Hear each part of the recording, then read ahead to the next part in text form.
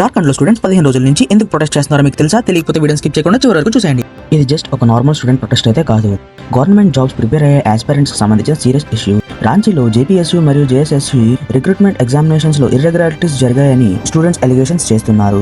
Main controversy ఇప్పుడు 14th జేపీఎస్యూ preliminary exams చుట్టూ ఉంది. అసలు స్టూడెంట్ డిమాండ్స్ ఏంటంటే 14th జేపీఎస్యూ పీటీ ఎగ్జామినేషన్ క్యాన్సిల్ చేయాలి మరియు ఎలిగేషన్స్ పై సిబిఐ ఇన్వెస్టిగేషన్ జరపాలని డిమాండ్ చేస్తున్నారు. ఈ ప్రొటెస్ట్ లో student leader Devendranath Mahato hunger strike కూడా స్టార్ట్ చేశారు. ప్రొటెస్ట్ కంటిన్యూ అవడంతో స్టూడెంట్స్ హెల్త్ పై కూడా కన్సర్న్ పెరిగింది. కానీ ఇప్పుడు ఈ స్టోరీలో బిగ్ ట్విస్ట్ వచ్చింది. ఆగస్ట్ 8న జార్ఖండ్ గవర్నమెంట్ స్టూడెంట్ రిప్రజెంటేటివ్స్ తో ఫార్మల్ టాక్స్ స్టార్ట్ చేసింది. అయితే గవర్నమెంట్ సైడ్ నుంచి టాక్స్ పాజిటివ్ గానే చెప్పినా స్టూడెంట్స్ మాత్రం క్లియర్ గా చెప్పారు కాంక్రీట్ యాక్షన్ వచ్చే వరకు ప్రొటెస్ట్ కంటిన్యూ చేస్తామని. అంటే టాక్స్ జరిగినా సరే ఇష్యూ ఇంకా సాల్వ్ కాలేదు. ఇంకో ఇంట్రెస్టింగ్ డెవలప్మెంట్ ఏంటి అంటే స్టూడెంట్స్ కి సపోర్ట్ గా ఏబీవీపీ కూడా సీఎం రెసిడెన్సీ వైపు మార్చ్ చేసింది.